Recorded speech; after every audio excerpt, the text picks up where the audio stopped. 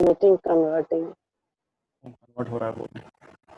तुम लोग का क्लास एक्चुअली हम कर देते हैं गूगल इस पे मीट पे, उस पे ज़्यादा अच्छे से क्लास होता है, लेकिन समस्या बस इतना ही है कि उसमें रिकॉर्डिंग नहीं होता है।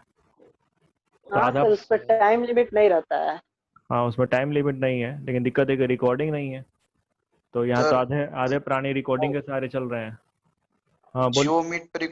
जियो मीट पे रिकॉर्डिंग अवेलेबल है और सेम एज गूगल मीट की तरह है। जियो मीट का भी यही हिसाब किताब है, जिस तरीके से ज़्यादा सर्वर खराब जियो मीट का है।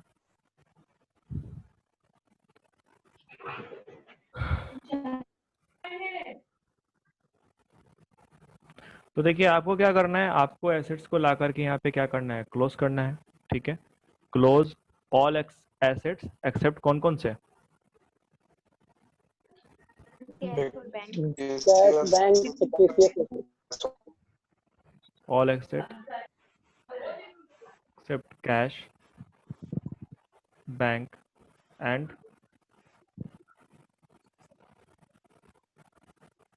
फिक्टिशियस एसेट, उसको आप नहीं लाएंगे। ठीक है, जैसे आपको कैसे लिखना है, जैसे मान लीजिए मशीनरी है तो आप यहाँ पे लिख देंगे मशीनरी,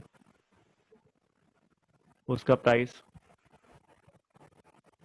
10 फर्नीचर है, उसका प्राइस। और याद रखिएगा goodwill will be treated like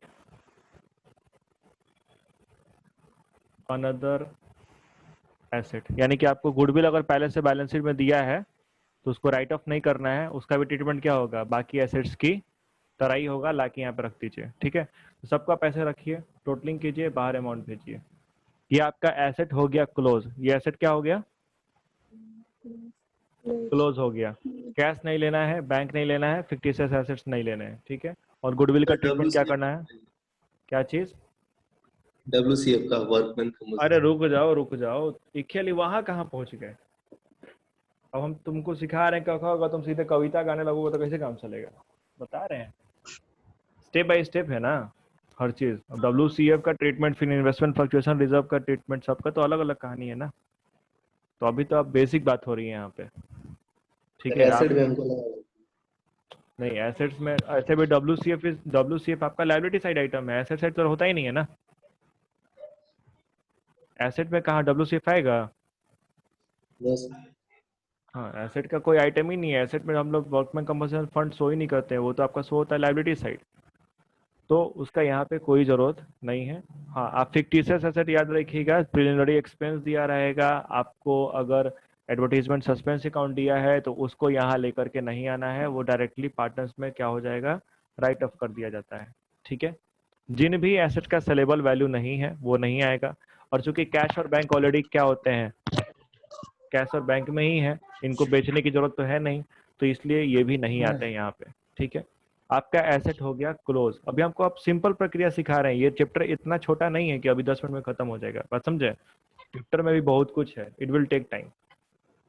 अभी बस मेरा कोशिश यही है कि आपको हम कैसे भी ये कर दें कि आपका कोई भी क्वेश्चन छूटे नहीं। ठीक है, तो हम अपने तरीके से आपको पढ़ा रहे हैं, नहीं तो पहले हमको जर्नल पढ़ाना चाहिए सिलेबस के हिसाब से या बुक्स के हिसाब से या जैसे बाकी स्कूल में पढ़ाते हैं उस हिसाब से, लेकिन वहाँ पे क्या होगा, उस तरीके से आपका कंसेप्चुअल फ्रेमवर्क नहीं बन पाएगा। खैर, तो जो बातें हम बोले हम उसी को कन्वर्ट कर रहे हैं अपने प्रैक्टिकल पोर्शन में। हम बोले एसेट्स को बेचना है, एसेट्स को लाए रिलेशन अकाउंट में लाके क्लोज कर दिए। ठीक है, अभी बेचे नहीं है, क्या किए हैं, क्लोज किए हैं। ठीक है, इसी तरीके से आपको लाइबिलिटी को भी लाके क्या करना पड़ेगा, क्लोज करना पड़ेगा, तो वो आपका क्रेडिट साइड आएगा। बाई सन्ड्री लाइबिलिटीज, यहाँ पे जैसे आपका मान लीजिए कि सन्ड्री क्रेडिटर है, उसको ले लीजिए। ठीक है, बिल्स पेबल है, उसको ले लीजिए। बैंक लोन वगैरह है,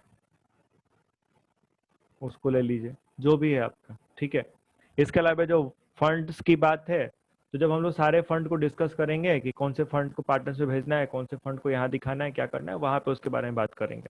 अभी हम उस पर नहीं आ रहे हैं, क्योंकि अभी हमको आपको पहले सिंपल प्रोसेस सिखाना है, इसके बाद इसमें इनपुट ऐड करते जाएंगे डे बाई डे। बात समझ रहे हैं। ठीक है, कैसे बात समझ में आया। Yes sir. हाँ, जैसे जैसे आपका एडवांस होता जाएगा क्वेश्चन, नई नई चीजें ऐड होती जाएंगी, तो इसलिए मैं बोल रहे हैं पहले आप सिंपल स्ट्रक्चर समझ लीजिए, फिर कुछ क्वेश्चन हम लोग करेंगे, उसके बाद उसमें चीजें जोड़ते जाएंगे, ताकि आपको स्टेप बाय स्टेप सब कुछ समझ में आ जाए। एक बार में ये सब बताएंगे तो कुछ भी समझ में नहीं आएगा। तो आप अपने एसेट्स को क्लोज कर लिए, आपने अपने लायबिलिटीज को क्या कर लिया, क्लोज कर लिया। अब बारी आएगी क्या करने की। अगला स्टेप क्या होना चाहिए, आप अपने एसेट्स को क्या करेंगे, बेच देंगे, पैसा आएगा।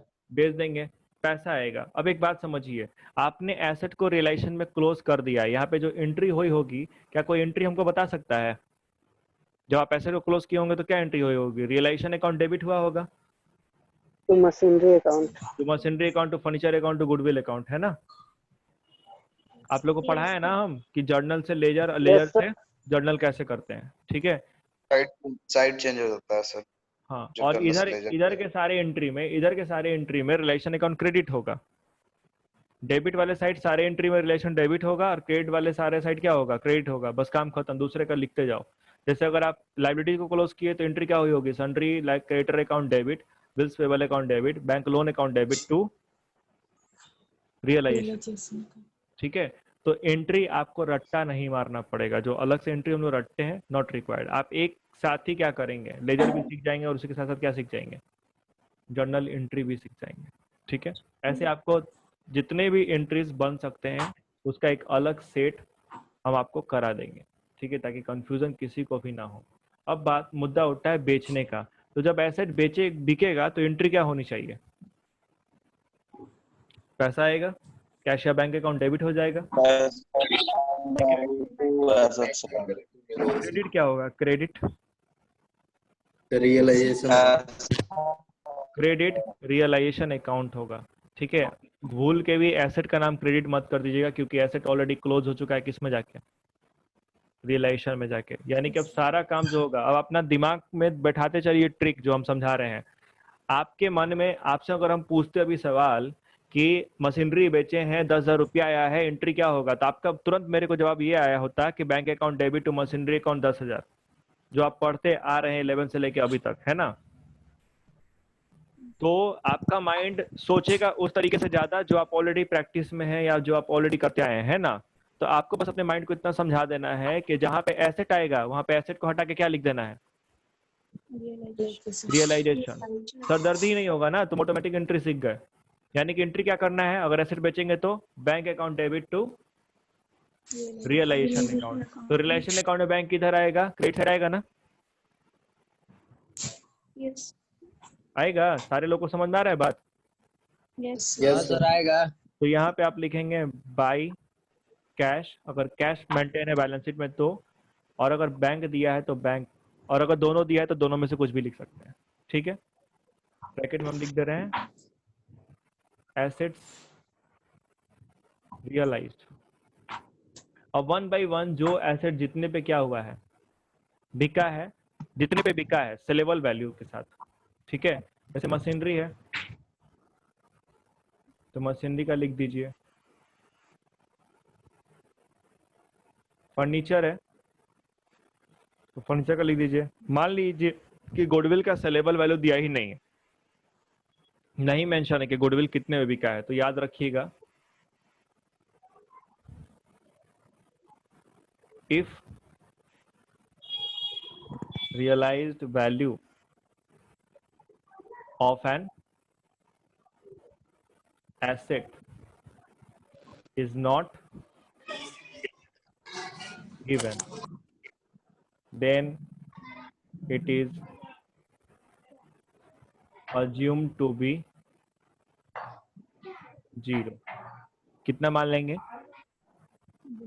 जीरो, यानी कि नहीं लिखेंगे, कुछ नहीं लिखेंगे। हम मान लेते हैं कि गुडविल का नहीं दिया है तो गुडविल को नहीं लिखेंगे, खाली मशीनरी फर्नीचर का है लिख देंगे या जोड़ के बाहर कर देंगे। बात समझ गए? एसेट्स का अगर रियलाइज वैल्यू देगा तो ही आपको क्या करना है, लिखना है। नहीं देगा तो मान लीजिए कि उसको उससे कुछ भी रियलाइज नहीं हुआ है। ये नहीं कि अपने मन से मान लिए कि 10,000 का था तो 10,000 तो आइए गया हो, जी नहीं। बुक में देगा, क्वेश्चंस में देगा तो ही करेंगे, नहीं तो नहीं करेंगे, ठीक है? अब आपने एसेट्स को बेच दिया है, अब एसेट्स बिक चुका है, तो अब आपको दूसरा कौन सा काम करना है, अब आपको पेमेंट करना है Liability किसका? का payment. Asset का पेमेंट करना है। Liability. जब आउटसाइडर interest का लायबिलिटी। पेमेंट आप करेंगे तो ठीक एंट्री उल्टा होगा, यानी relation account debit to cash या बैंक अकाउंट, बैंक। है ना? तो आपका ये आएगा क्या? अनूप जी बोलिए, क्या दिक्कत होगी आपको? बोलो। सर अगर लाइबिलिटीज का अमाउंट ज्यादा हो, सर अगर लाइबिलिटीज का अमाउंट ज्यादा हो, जो हमारे पास कैश आ रहा है एसेट्स बेचकर, उस समय क्या करेंगे? क्या चीज? अगर लाइबिलिटीज का अमाउंट ज्यादा होगा, जो हम लोग कैश है हमारे पास एसेट्स बेच करके, तो उस समय क्या करेंगे सर? पार्टनर लेके आएंगे पैसा, घर से ला करके दीजिए, अनलिमिटेड लाइबिलिटी है ना। तो उसका ठीक है। ट्रीटमेंट फिर क्या होगा सर इसमें? कुछ भी नहीं होगा, पैसा आएगा, bank account debit to partners capital account होगा, लाके पेमेंट लो, पैसा लाके पेमेंट करो, उसमें क्या दिक्कत है? टेंशन मत लीजिए, इंसॉल्वेंसी आपको नहीं पढ़ना है। सिलेबस देखें ना अपना, यस सर। सिलेबस में पहले ही मेंशन है कि इंसॉल्वेंसी ऑफ पार्टनर्स हम लोग को पढ़ना नहीं है। तो जब इंसॉल्वेंसी नहीं पढ़ना है तो ऐसा सिचुएशन आने का सवाल ही नहीं उठता है हमारे एग्जामिनेशन में, ठीक है? क्योंकि ऐसा सवाल कब आएगा? जब पार्टनर्स क्या हो जाए, इंसॉल्वेंट हो, ठीक है? खैर, तो अब आप बेचेंगे किसको? अपने नहीं सॉरी, अब अपने लाइबिलिटीज का पेमेंट करेंगे, तो पेमेंट एंट्री होती है relation account debit to cash या बैंक अकाउंट, ठीक उल्टा, जो एसेट बेचे थे ठीक उसका अपोजिट, ठीक है? तो आप यहाँ पे कर दिए टू कैश या बैंक अकाउंट, ब्रैकेट में लिख देते हैं लाइबिलिटीज पेड ऑफ। लाइबिलिटी क्या कर रहे हैं? पेड कर दे रहे हैं। अब एक बात याद रखिएगा, लाइबिलिटी का अगर आपको पेमेंट का बोलेगा तो, चाहे नहीं बोलेगा तो आपको उसका पेमेंट करना ही है। अगर जितने पे बोलेगा या तो उतने पे कर दो, ठीक है? और नहीं तो अगर कुछ नहीं लिखा है तो किस पे होगा? बुक वैल्यू पे, ठीक है? तो इसको भी यहाँ पे हम लिख दे रहे हैं, याद रखिएगा एसेट्स की तरह नहीं है, लाइबिलिटी में आपको पेमेंट करना ही करना है।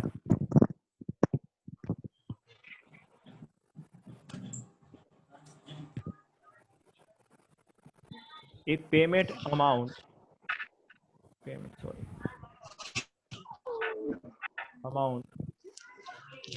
Of a liability is not given. अगर पेमेंट अमाउंट किसी लाइबिलिटी का गिवन ना हो, then it will be paid at its book value। हम इसको किस पे पे करेंगे? उसके बुक वैल्यू पे। अगर दिया हुआ है आपको अमाउंट, अगर दिया हुआ है कि भाई क्रेडिटर था 20,000 का, पेमेंट आपको 15,000 हो रहा है, या क्रेडिटर था आपको 20,000 का, पेमेंट 25,000 हो रहा है, तो जितने पे दे रहा है उतने पे करिए, ठीक है? और कुछ नहीं दे रहा है तो आप किस पे करेंगे? बुक वैल्यू पे पेमेंट कर देंगे, ठीक है?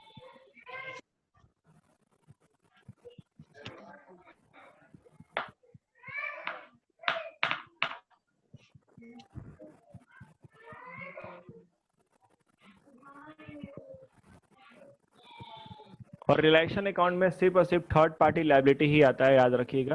रिलेशन अकाउंट में पार्टनर्स का कोई लायबिलिटी नहीं आएगा। यहाँ पे जो भी हम पेमेंट करेंगे, सेटलमेंट करेंगे, वो सिर्फ थर्ड पार्टी लायबिलिटीज का करते हैं।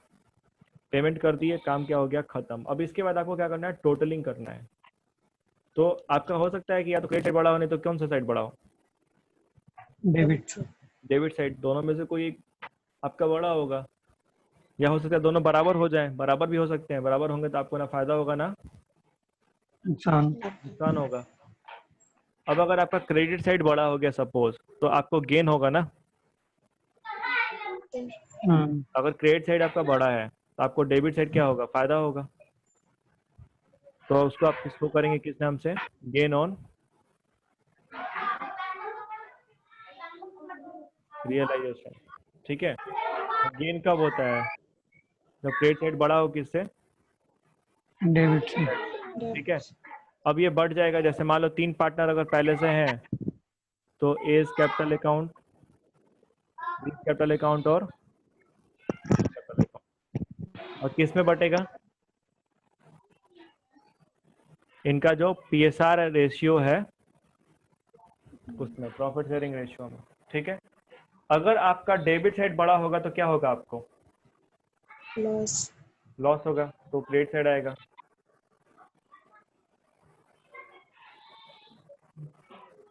By loss on realisation if debit is more than credit, ठीक क्रेडिट। है। फिर आप क्या करेंगे, फिर इसको भेज देंगे पार्टनर्स कैपिटल अकाउंट में, एज बीज और सीज कैपिटल में,